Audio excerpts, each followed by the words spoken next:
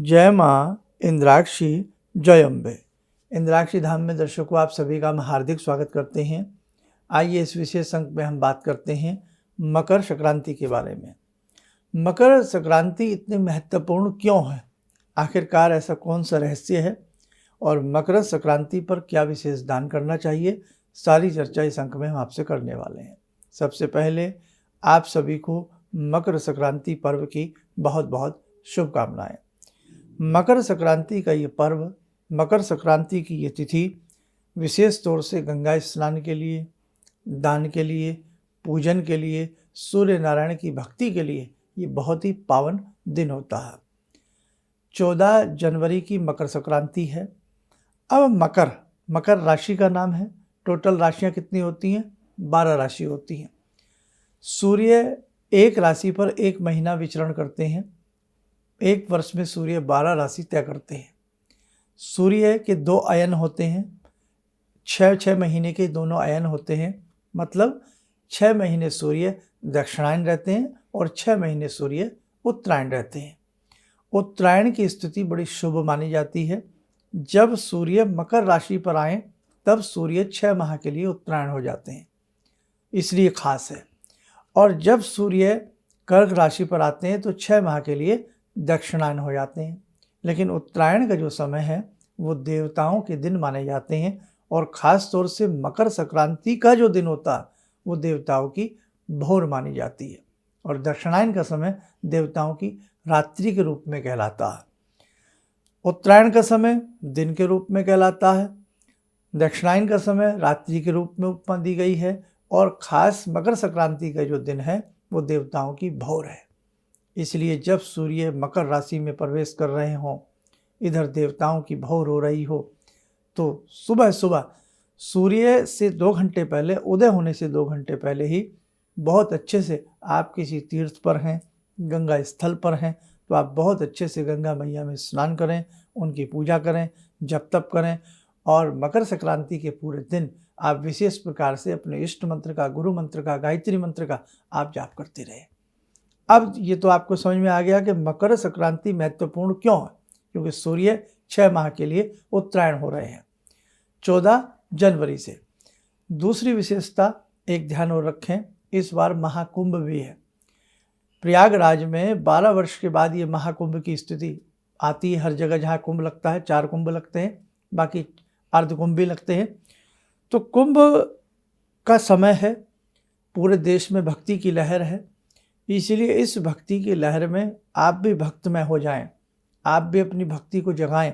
तो 14 जनवरी के कुछ खास उपाय आप नोट करें, क्योंकि ये दिन मामूली नहीं है। राजस्थान में इस दिन की अपनी विशेष महत्ता है। सास को बहुत सुंदर सुंदर वस्त्र, आभूषण, तिल के लड्डू आदि देकर के बायना निकाला जाता है। आसाम में बिहू के नाम से ये पर्व बहुत ही अपने आप में खास हो जाता है और दक्षिणी भारत में यही पर्व, जिसे मकर संक्रांति कहते हैं, वो पोंगल के नाम से अपने आप में अद्भुत होता है। तो भारतवर्ष के कोने कोने में इस पर्व को अपने अपने रूप में हर जगह मनाया जाता है। ये दिन बहुत अपने आप में वीआईपी है, भक्ति के लिए ये सागर है, ध्यान रखें आप इस बात का। इसीलिए 14 जनवरी को आप सुबह सुबह प्रातःकाल जल्द उठने का प्रयास करें और जो गंगा स्नान नहीं कर सकते, जो गंगा जी के तट पर नहीं जा सकते, भाई सबके अपने अपने बहुत सारी चीज़ें हैं, तो उस दिन क्या करेंगे, वो गंगा जल पहले से इंतजाम रखें करके, काले तिल का इंतजाम रखें, खिचड़ी, चावल और काली दाल मिक्स करके, चाहे आप थोड़ी सी रखें वो रखें, गुड़ रखें, काला कंबल, काला वस्त्र, ऊनी वस्त्र हो तो बहुत अच्छी बात है। अब काला रंग क्यों जुड़ रहा है साहब? पूजा तो सूर्य की है। कभी सवाल किया आपने, सोचा आपने ये बात? सूर्य मकर में प्रवेश कर रहे हैं। मकर राशि के स्वामी कौन है साहब? शनि है। शनि का रंग नीला है और ब्लैक है। तो लगे हाथ जब सूर्य मकर राशि में संयोजन कर रहे हैं, मकर में प्रवेश कर रहे हैं, तो दोनों ही बातें हो जाती हैं कि साहब शनि के निमित्त भी ये काले रंग का दान हो जाता है और सूर्य के निमित्त पूजा, उपासना, गंगा में डुबकी, तिल का हवन, बहुत सारी चीज़ें हो जाती हैं। इसलिए बेटे हमारे साहित्य में, हमारे शास्त्रों में, हमारे धर्म में, आगम निगम शास्त्रों में, पुराणों में, वेदों में, उपनिषदों में बड़ी बड़ी काम की बातें हैं। यदि हम इन पर चलें, एक दिन वो आएगा, आप देख लेना, जैसे हमारे धर्म के ऊपर, हमारी ज्योतिष के ऊपर आज तक रिसर्च हो रही है, लेकिन अभी ये रिसर्च की जो गति है थोड़ी शिथिल है। आने वाले समय में आप देख लेना, इतनी रिसर्च होने वाली है हमारे 30 त्योहारों के बारे में भी कि आपको हैरानी हो जाएगी, क्योंकि हमारे 30 त्यौहार पूर्णतः साइंटिफिक रूप से हैं। कोई ये ऐसा नहीं है कि साहब अंधविश्वास है। रंगों का प्रभाव क्या जीवन पर नहीं आता? क्या हमारे शरीर में सप्त धातु नहीं? क्या हमारे शरीर में रंग नहीं? ब्लड का रंग लाल है, पानी भी हमारे शरीर में, सब कुछ हमारे शरीर में है। तो रंगों का प्रभाव अत्यधिक आता है। इसीलिए ज्योतिष शास्त्र में नाना भांति के रंग बिरंगे रत्न आपको पहनाए जाते हैं, आपको बताए जाते हैं। जो रत्न नहीं पहन सकते वहाँ उस रंगों के दान की बात की जाती है। अब खैर, हमें मकर संक्रांति के दिन क्या करना चाहिए? सबसे पहले मैं कॉमन बात बताता हूँ। जो गंगा स्नान ना कर सके, क्योंकि गंगा सागर पर मेला लगता है, प्रयागराज में गंगा के तट खचाखच भरते हैं, भक्तों का एक बहुत बड़ा सैलाब उमड़ पड़ता है। लेकिन इस बार महाकुंभ है तो सोने पर सुहागा हो गया है। तो अगर आप गंगा स्नान नहीं जा सकते, नहीं कर सकते, तो गंगा जल अपने घर में रखें। सुबह जब आप स्नान करें तो अपने जल में थोड़ा सा गंगा जल मिला लें, स्नान वाले जल में। उस दिन साबुन, शैम्पू आदि का प्रयोग न करें। 14 जनवरी की प्रातःकाल। स्नान कितने बजे करना है? सूर्य जो मकर राशि में प्रवेश करेंगे 8:55 के आसपास करेंगे। आप उससे पहले तो सभी नहा ही लेते हैं, तो सूर्य उदय से पहले पहले आप लोग अपना स्नान आदि कर लें, गंगा जल आदि डाल करके। उसके बाद आप अपने इष्ट मंत्र जो भगवान आपके सामने हैं उनको धूप दीप दे करके अच्छे से पूजन करें। एक लोटे में जल लें, उसमें थोड़ा सा कच्चा दूध मिला लें, लाल सिंदूर हो, मस्तक पर लगाने का लाल चंदन उसमें चुटकी भर मिला लें, देसी खांड, देसी शक्कर, कुछ भी उसमें थोड़ा सा मिष्ठान मिला लें, और उसमें एक लाल फूल छोड़ दें, या लाल फूल की पंखड़ियाँ, गुलाब आदि के फूल की पंखड़ियाँ उसमें छोड़ दें। वो लोटा भर करके अपने पास रखें। और बेटा प्रयास करें गायत्री मंत्र की 3 माला, या गायत्री मंत्र अंदाजे से 10 से 15 मिनट करें। और जब आप गायत्री मंत्र कर रहे हों तो सूर्य भगवान का आप ध्यान करें। और इसी के साथ साथ एक मंत्र आपने बहुत लंबे समय से पहले भी पढ़ा होगा, ओम ह्रीम हम से, ओम ह्रीम हम से, ओम ह्रीम हम से। इस मंत्र की 3 माला आप जरूर करने का प्रयास करें। छोटा सा मंत्र है। अगर आप ओम ह्रीम सूर्याय नमः पढ़ते हो तो ओम ह्रीम सूर्याय नमः की माला कर लें। मैं दोनों मंत्र आपको स्क्रीन के ऊपर लिख देता हूँ, आप दोनों मंत्र नोट कर लें। ओम ह्रीम हम सह। दूसरा मंत्र ओम ह्रीम सूर्याय नमः। ये 2 मंत्र हैं। इन दोनों मंत्रों को अच्छे से बेटा नोट कर लेना। अब काला तिल हो, खिचड़ी हो, उत्तर प्रदेश में खिचड़ी बहुत दान पुण्य भी की जाती है, घरों में बनाई भी जाती है। और बाकी आपकी अपनी अपनी परंपराएं हैं। जिस स्टेट में भी आप रहते हैं, आपकी परंपरा के अनुसार जो भी आप कर सकते हैं वो करने का प्रयास करें। भगवान की भक्ति करें। गायत्री मंत्र 10 से 15 मिनट या 3 माला ओम ह्रीम हम से, ओम ह्रीम सूर्याय नमः की करके, और सूर्य भगवान को मानसिक रूप से प्रणाम करते रहें। प्रणाम करने के उपरांत जो भी आपका गुरु मंत्र है, जो भी आप अपनी दैनिक साधना करते हैं, वो सारी साधना कर लें। और यदि संभव हो सके एक तस्तरी में, एक प्लेट में सूर्य की आकृति बना लें। सिंदूर से सूर्य की आकृति बना ली, या साक्षात सूर्य नारायण का पंचोपचार पूजन कर लें। और यदि बहुत ऐसे भी लोग हैं जिनके घर से सूर्य नहीं दिखते हैं, तो एक प्लेट में सूर्य जैसी आकृति बना करके थोड़ा जल का छींटा, सिंदूर वाले जल का छींटा, थोड़ा चावल, पुष्प, गुड़ या कोई मीठा, उनको अर्पण कर दें, धूप दीप अर्पण कर दें। सूर्य नारायण की सूक्ष्म सी पूजा हो गई। और उसके बाद गायत्री मंत्र पढ़ लें और अपना ओम ह्रीम हम से या ओम ह्रीम सूर्याय नमः की 3 माला या अंदाजे से 5-7 मिनट कर लें। उसके बाद जो आपका दैनिक पूजन है वो कर लें। करने के बाद जो भी आप आरती वगैरह करते हैं वो कर लें। और जो खिचड़ी है, गुड़ है, जैसे काली दाल होती है ना, उड़द की दाल जिसे हम कहते हैं, और संस्कृत में जिसको हम साबुत उड़द होते हैं, संस्कृत में क्या कहते हैं उनको? मास कहते हैं। तो यही तो कुप्रथाएं प्रारंभ हो गई। कैसे? मांस अर्पण करें, मांस की दाल अर्पण करें। अब मांस लोगों ने कुछ और समझ लिया, जबकि संस्कृत का शब्द है मांस, तो मांस का मतलब है उड़द की दाल एक तरह से। तो बहुत सारी चीज़ें हैं जो पता नहीं थी, कुप्रथाओं में बहुत लोगों ने इधर उधर उसको जोड़ लिया। अब क्या करें, कटी हुई जो उड़द की दाल है, कटी हुई जो मांस की दाल है, उसको मांस की दाल को रखें, 250 ग्राम ले लें, ये ताप दे सकते हैं। चावल ले लें, मिक्स कर लें, थोड़ा गुड़ रखें, और संभव हो सके कोई काला कपड़ा हो, ब्लैंकेट हो, कोई ऐसी चीज़ हो, वो आप साथ में रख लें किसी प्लेट में या कहीं भी, और रख करके सबके ऊपर थोड़ा सा जल घुमा करके प्रणाम कर ले बेटा। कुछ दक्षिणा भी रख लें, 150 रुपये जो भी आपका मन हो। उसके बाद जो लोटा आपने भर के रखा था आरती करने के उपरांत, वो लोटा सूर्य भगवान को पहले प्रणाम करें, फिर वो सूर्य जो जल है वो सूर्य भगवान को दे दें। प्रयास ये करें कि उस दिन का पूजन, 14 जनवरी का जो पूजन है, वो आपका 8 साढ़े 8 बजे तक पूर्ण हो जाए सारा का सारा। ऐसा सुबह का प्रयास करें। और यदि सूर्य भगवान को जब आपने जल दे दिया है, उन्हें प्रणाम कर लें।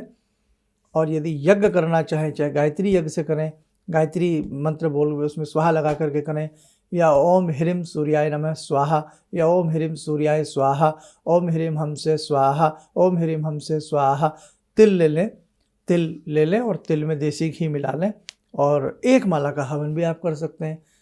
आप देख लेना, अति उत्तम फल की प्राप्ति होती है जो तिल से हवन करता है, खास तौर से किस दिन, मकर संक्रांति के दिन। तो ओम ह्रीम सूर्याय स्वाहा, ओम ह्रीम सूर्याय स्वाहा, या ओम भूर्भुवः स्वः तस्य वितुर्वरेण्यं भर्गो देवस्य धीमहि धियो यो नः प्रचोदयात् स्वाहा। इदम गायत्री इदम नमः।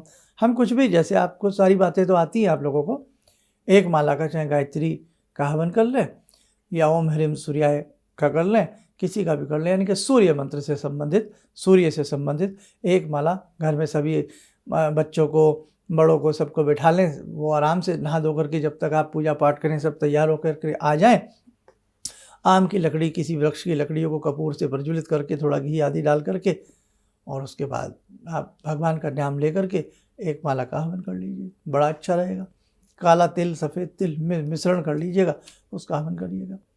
ज़्यादा करें तो थोड़ी सी कॉमन सामग्री बाज़ार से ले आएँ, कोई भी 200-250 ग्राम, उसमें अलग से एक्स्ट्रा तिल और घी और थोड़े सा खांड शक्कर मिला करके आनंद की प्राप्ति होगी। मेन व्यक्ति जो पूजन करने वाला है, हवन करने वाला है, घर का जो भी है, आप हैं या कोई भी है, वो अपना मुख पूर्व दिशा में रखे, बाकी चारों तरफ सब लोग बैठ जाएं। जो हवन की राख होगी, बाद में जब यज्ञ ठंडा हो जाता है, उसकी अग्नि ठंडक हो जाती है, आराम से 4-6 घंटे के बाद वो किसी गमले में, प्लांट में उसकी राख कहीं भी डाल सकते हैं, क्योंकि ये शुभ है। ऐसा नहीं है कि आप इसे जल प्रवाह करके आएँ या कहीं और डाल के आएँ। अब दिन में चलते फिरते, उठते बैठते ओम ह्रीम सूर्याय नमः, जिस मंत्र से भी आपने यदि यज्ञ किया है या जिस मंत्र की माला की है, चाहे वो गायत्री हो, कोई भी हो, उसी मंत्र को सूर्य छिपने से पहले पहले जपते रहें। और मकर संक्रांति के दिन आसपास कहीं गौशाला हो या कहीं गायें खुले में विचरण करती हों, वहाँ ज़्यादा महत्व है। वहाँ जा कर के उनको थोड़ा थोड़ा गुड़ जरूर खिलाइए, और उस गुड़ के ऊपर थोड़ा थोड़ा सा तिल लगा लें। तिल वैसे भी गर्म होता है, तो ठंडी का मौसम है, थोड़ा थोड़ा तिल लगा करके गौ माता को खिलाएं, अति उत्तम है। कंबल है, हमने कहा एक है, हमारे भगवान ने दिया है, 3 कंबल, 5 कंबल, काली टोपी, काला मफलर, कुछ भी हो सकता है, वो आप कहीं भी ज़रूरतमंद लोगों में बांट दीजिए। दक्षिणा है वो किसी मंदिर के गुल्ले में, या जहाँ कहीं भंडारा लगता है, कोई ऐसा लगता है या कोई बहुत नीडी दिखता है, उसको भी आप दे सकते हैं। काली खिचड़ी हो गई, एक्स्ट्रा कहीं भी कुछ दे सकते हैं, लेकिन जो आपने पूजन में किया है वो जा कर के मंदिर में पंडित जी को दे आइएगा, ठीक है, जो पूजन में किया आपने। बाकी एक्स्ट्रा आप कहीं भी दें, बाँटें, कंबल 4 बाँटें, 2 की जगह 10 बाँटें, कहीं भी बाँटें, वो आपकी अपनी इच्छा है। तो पूरे भारतवर्ष में किसी न किसी रूप में ये दिन जो है ये अपने आप में बहुत महत्वपूर्ण है।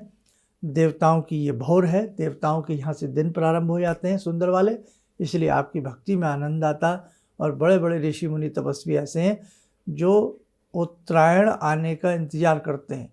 जब देह त्यागनी होती है तो उत्तरायण आने का इंतज़ार करते हैं कि जब उत्तरायण आएगा तब हम अपनी देह को त्यागेंगे। तो बेटा बहुत ही ये सब चीज़ें बड़ी महत्वपूर्ण हैं।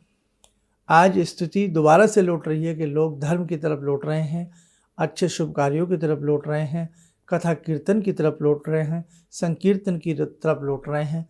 आज दोबारा से वो भगवान की कृपा सबके ऊपर आ रही है और आने वाले समय में ये घटेगी नहीं, ये बढ़ती जाएगी। तो बस मकर संक्रांति के उपलक्ष्य में आपसे जितना अच्छे से बन पड़े दान पुण्य, गंगा स्नान आदि जरूर करना। और जो लोग गंगा जी नहीं जा सकते तो बेटे अपने नहाने के जल में ही थोड़ा सा आप गंगा जल मिश्रण कर लेना और गऊ की सेवा कर लेना। तो समझ लेना आपने गऊ की सेवा कर ली, आपने गंगा जल से स्नान कर लिया, तो समझ लेना दिन में अजप अजप गायत्री मंत्र का कर लिया, तो समझ लेना कि आपका गंगा स्नान हो गया। मन चंगा कटौती बिच गंगा, बस मन अच्छा रखना, सारे कार्य अच्छे हो जाएंगे। चलिएगा, और बाकी जैसे कि सूर्य की राशि बदली है, सूर्य की राशि के भी हमने उपाय दिए हैं, वो भी उस एपिसोड को देख लेना और आप लोग करने का प्रयास करना। इस प्रकार के जितने भी हमारे एपिसोड्स होते हैं उन्हें अपने धर्म के नाते ज़्यादा से ज़्यादा बेटा शेयर कीजिएगा, ताकि और लोगों तक भी इस प्रकार के दान पुण्य की जानकारी पहुंचती रहे। चलिए, आप सब लोग स्वस्थ रहें, सुखी रहें। इन्हीं शुभकामनाओं के साथ हम अपनी वाणी को विराम देते हैं। जय जय अम्बे। भगवान से जुड़ो, और भगवान से जुड़ने का जरिया आपने बताया, बहुत अच्छा लगा, बहुत धन्यवाद। और सनातन धर्म को जिंदा रखने के लिए आप जो प्रयास कर रहे हैं बहुत सराहनीय है। हम लोग को मौका मिला है, हम लोग भाग्यशाली हैं जो आपके करीब आने का हम लोग को मौका मिला है। किसी भी समस्या के समाधान के लिए मिले प्रसिद्ध हस्तरेखा एवं वास्तु विशेषज्ञ प्रोफेसर धर्मेंद्र शर्मा जी से। नोट: शिविर में भाग लेने हेतु एवं व्यक्तिगत रूप से मिलने के लिए कॉल करने का समय सुबह 10 बजे से शाम 6 बजे तक।